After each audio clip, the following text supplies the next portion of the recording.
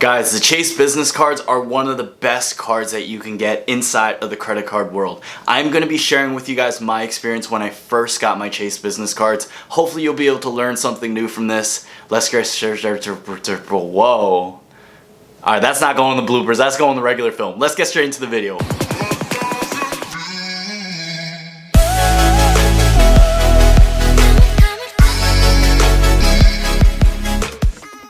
What is going on, you guys? In this video, I'm going to be sharing with you guys my experience on how I got my first Chase Business Ink cards.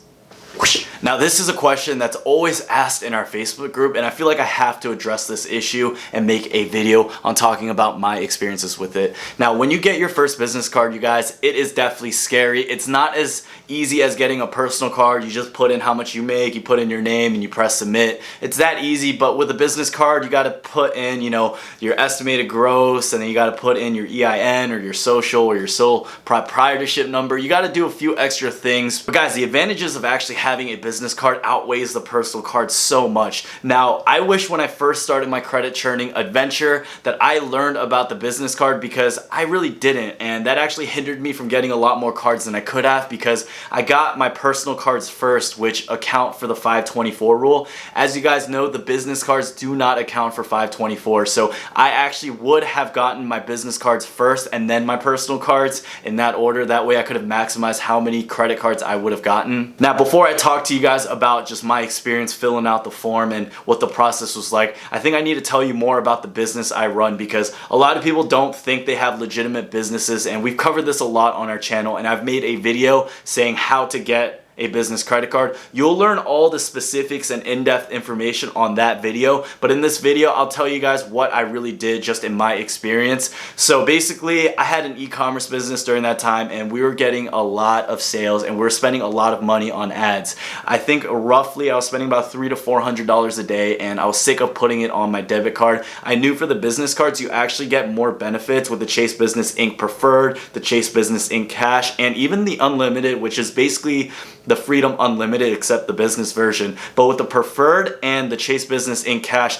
I would have gotten way more benefits because I was putting so much money on ad spend than if I were to just put that ad spend on a Chase Sapphire Preferred or on a Chase Freedom Unlimited card. Since I was spending a lot on ads, I wanted my card immediately and I wanted it quick. Now, I guess me showing that to the companies and me ringing up Chase constantly and telling them, look, like, I need my cards right now because I'm spending a lot on ads, I guess it kind of flagged me, and they thought like I was not actually running a business, or I'm not sure what they were thinking, but I think I flagged myself because I called them so many times telling them to expedite the order and the whole process. Now, this is what happens when you apply for a business card. Most of the time, they're not going to accept you right away. If it does, you're really lucky, and it's like you don't have to deal with any of the BS and waiting. But basically, when I applied for my first business card, they actually made me send them in some paperwork proving that I actually own the business. So I had to show them utility bill or like a tax document or just some sort of statement showing that I own my business.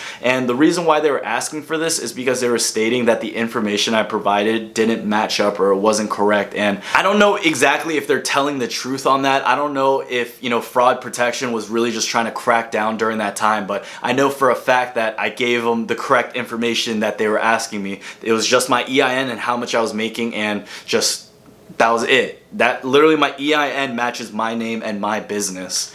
But either way, you guys, we're just players. They're the ones that are ruling the game, so I followed their rules on the way they wanted me to do it. Now, the way they actually request these documents isn't by email. You can't just send them virtually instantly and find out. You have to send it the old-fashioned way, which is pretty annoying to me. You have to either fax it or do it by direct mail or going to a Chase branch. Now, I live in Maryland, and during the time when I was getting my first Chase business cards, there were no Chase branches around me. Now, all these little Chase banks are popping up here and there, and it's pretty crazy seeing that now. But during the time when I actually needed a branch near me, the closest one was in DC, and during that time it was like a 2 to 3 hour drive in rush hour, and I was like, I'm not driving to DC. If you guys know how bad the traffic is to DC, you guys will know why. So I was like, I'll just fax it, I'll just mail it. And when I called them on the phone, I told them, look, I just mailed my stuff, I just faxed it. They told me, all right, it's gonna take a few days, maybe a few weeks for us to look at it, then we'll get back to you. I waited those amount of times. I think it was about a week, maybe a week and a half, and after I waited, I got a letter in the mail. This is what the letter said. Sorry sir, but we could not confirm you again. It seems like you provided inaccurate information. Some stuff like that, you guys. They were saying that I didn't provide them with the accurate information and I had to do it again. And during that time, I literally sent them like my tax statements and I was like, come on, like, I literally sent you the correct document. This time I had to wait another few weeks, and basically this process took so long, you guys, and I missed out on so many points because the process for me since I applied for that card to me getting a card ended up being about a month to a month and 2 weeks. Now after that, I told him, look, I really need these cards. I'm not trying to scam you guys. I actually own a legitimate business. Is there any way we could expedite this order? So what I did this time, instead of mailing it, I actually faxed it over to 2 different numbers. Now, if you guys know, no one really uses fax anymore. Like, I wasn't even sure what a fax machine was because it has been so long since I even heard of what that was. What I did was I downloaded a fax app on my phone. I literally scanned the documents and I sent them to 2 different phone numbers. One of the phone numbers was actually a phone number that they gave me. It was just the general phone number that you want to fax it to. Another phone number that they gave me was their supervisor number, and that's a number I requested. I told them, look, I want this expedited and I want a number that I could reach more quickly. They gave me those 2 numbers. I faxed both of them, and in about a week later, I heard back in the mail that I actually got approved for the cards. And during that time, you guys, I did the whole Mario jumping thing. I was so excited to finally get approved for these cards. Not only because I could hit that huge sign-up bonus of 80,000 points for the Chase Business Inc. preferred card, but I was also getting my redemptions and my rewards because of all the ad spend I was doing on my business. Now, once I got that card, you guys, it was game over. I put all my spend on it, hit that sign-up bonus fairly quickly, and then I got straight into the Chase Inc. cards. I don't want you guys to see my numbers, but I have all 3 of these cards and I don't feel like taping them. Alright guys, so since I got the Chase Business Inc. preferred card, I got all 3 of the cards right here in my hand. Now, I'm going to be telling you guys some little tips and secrets if you guys are actually applying for any one of these cards. When they do not approve you instantly and they request for you to send those documents, send them as many documents as accurate as possible.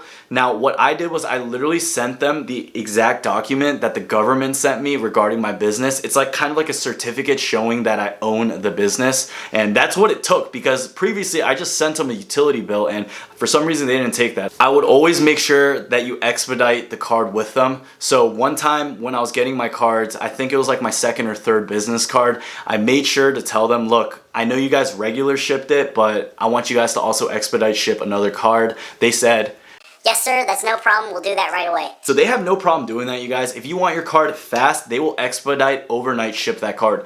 Now, I've had multiple instances where the overnight shipped card actually came faster than my regular card. So I had 2 cards in my hand, but you can just hold on to both of them. They're not going to do any harm. They actually had the same number when I got both of them in the mail. Now, on top of that, you guys, you do not have to just get one Chase Inc. preferred card. I could honestly, if I wanted to, say I have the Business Unlimited card right here. If I wanted to, you guys, I could get 4 of these cards. Now, that might flag my account and that might put me at risk to getting a shutdown because I have so many cards, but I could say hypothetically, I could open up 4 different businesses and literally open 4 different one of these accounts and get the sign up bonus on each one of those accounts and then close that card. You could do that, but like you guys need to be careful with that because there have been people who have been shut down, but there are a lot of people I know, especially in our advanced level credit card groups, that they actually get about 3 to 4 different types of these cards. Now, for example, the Chase Business Preferred card, 80,000 points, you guys. That's a huge sign up bonus, about $1,500 in value depending on how you redeem it. But if you get this card 3 times with 3 different sign up bonuses,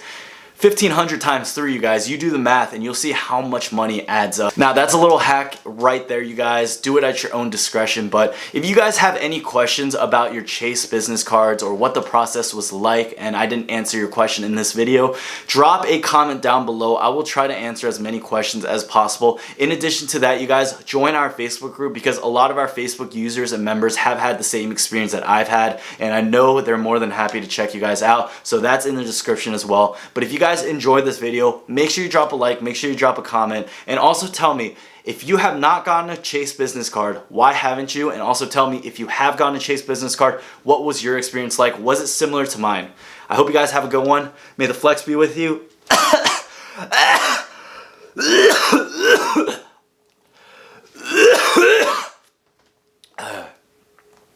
And I'll see you guys on the next video. Peace. But with the preferred and the Chase business in cash, I would have gotten way more benefits because I was putting so much money on ad spend than I would have been if I was putting that, than if I were to have put that ad on